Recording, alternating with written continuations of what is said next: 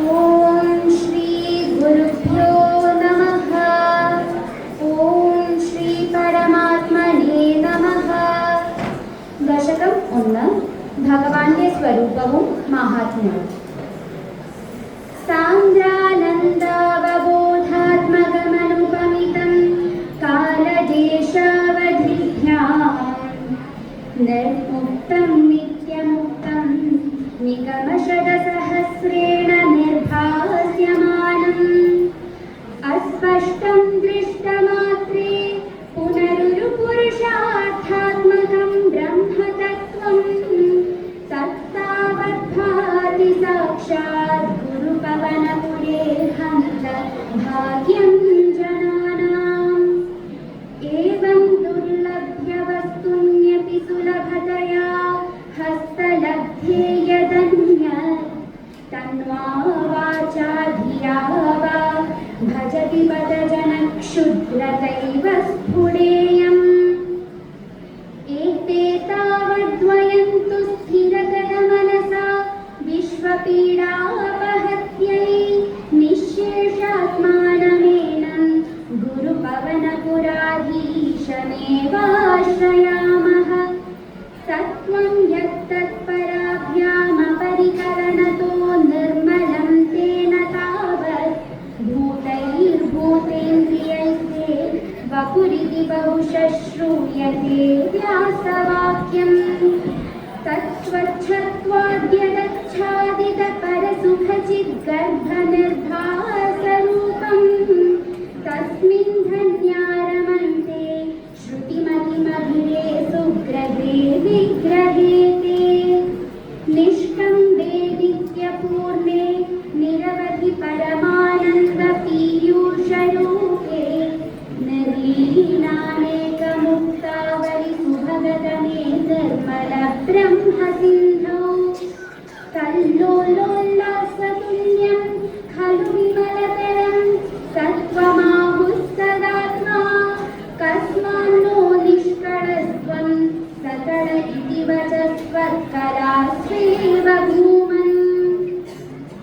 നിർവ്യാപാരോപി നിഷ്കാരണമജത് ഭജസേ യത്ക്രിയാമീക്ഷണാഭ്യാം തേനൈവോദേതി ലീനാ പ്രകൃതിരസതി കൽപാവികൽപാവികാലേ.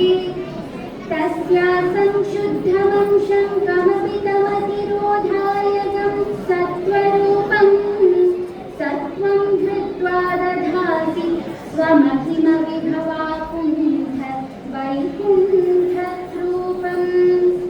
തത്തേ പ്രത്യഗ്രധാരാധര ലളിതകണായാവലി കേളികാരം ലാവണ്യസ്യൈകസാരം സുകൃതിജനദൃശാം പൂർണ്ണപുണ്യാവതാരം. ലക്ഷ്മീ നിശങ്കലീലാ നിലയനമമൃതസ്യന്തസന്തോഹമന്തഃസിഞ്ചത്സഞ്ചിന്തകാനാം വപുരനുകലയേ മാരുതാകാരനാഥ. കഷ്ടാത്തെ സൃഷ്ടിചേഷ്ടാ ബഹുതരഭവഖേലാവഹ ജീവഭാജാമിത്യേവം പൂർവമാലോചിതമജിതമയാ നൈവമദ്യാഭിജാനേ. नो चेत् जीवा कथं वा मधुरतरमिदं त्वद्वपुश्चिद्रसार्द्रं नेत्रैश्रोत्रैश्च पीत्वा परमरससुधाम्भोधिपूरेरमेरन्. नम्राणां सन्निधत्ते सततमपि पुरस्तैरनभ्यर्थितानस्त्यर्थान् कामानजस्रं वितरति परमानन्दसान्द्रां गतिं च. इत्थं निःशेषलभ्यो निरवधिकफलपारिजातो हरे त्वं. क्षुद्रं तं शक्रवाणी द्रुममभिलषति व्यर्थमर्थिव्रजोऽयं.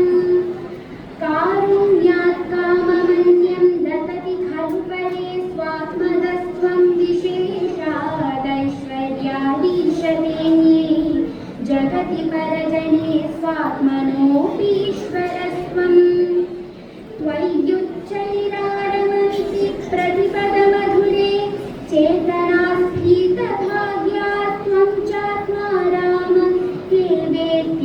गुणगणाधार शौर्ये नमस्ते ऐश्वर्यं शङ्करादीश्वरविनियमनं विश्वतेजोहराणां